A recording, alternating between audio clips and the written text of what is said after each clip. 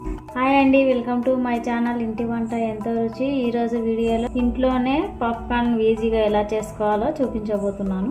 నేను ఇక్కడ మందపాటి గిన్నె తీసుకున్నానండి. మీరు కూడా ఇలా మందపాటి గిన్నె తీసుకొని స్టవ్ ముట్టించుకొని ఇలా మందపాటి గిన్నె పెట్టుకొని 2 పావుల నూనె వేసుకోవాలి.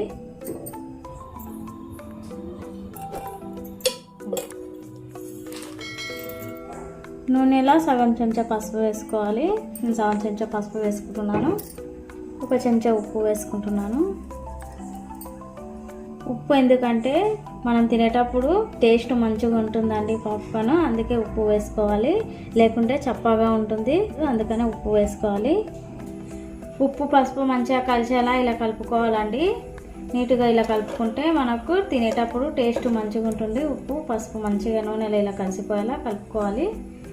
స్టవ్ మీడియం ఫ్లేమ్లో పెట్టుకొని ఇలా నూనె వేడిగా అయ్యేంత వరకు వేడి చేసుకోవాలి. నేను ఇక్కడ 1 కప్పు మొక్కజొన్నలు తీసుకున్నానండి. ఇలా నూనె వేడెక్కాక నూనెలో వేసుకోవాలి.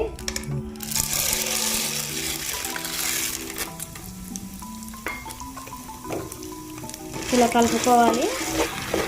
ఇలా కలుపుకుంటూ ఉంటే పాక్ అవ్వడం స్టార్ట్ అవుతుందండి. అప్పుడు మనం మూత పెట్టేసుకోవాలి. ఇలా పాప్ అవ్వడం స్టార్ట్ అవుతున్నాయి చూడండి. వీడియోలో చూపిస్తున్న విధంగా ఇలా స్టార్ట్ అయినాక ఇలా మూత పెట్టేసుకోవాలి. ఇలా పాప్ అవ్వడం సౌండ్ వస్తుంది కదండి. ఈ సౌండ్ వచ్చేంత వరకు మూత తీయద్దు. సౌండ్ బంద్ అయ్యాకే మూత తీయాలి. పాప్ అవ్వడం స్టాప్ అయిందండి. ఇప్పుడు మూత తీసుకోవాలి. మూత తీసుకొని చూస్తే పాప్కార్న్ రెడీ.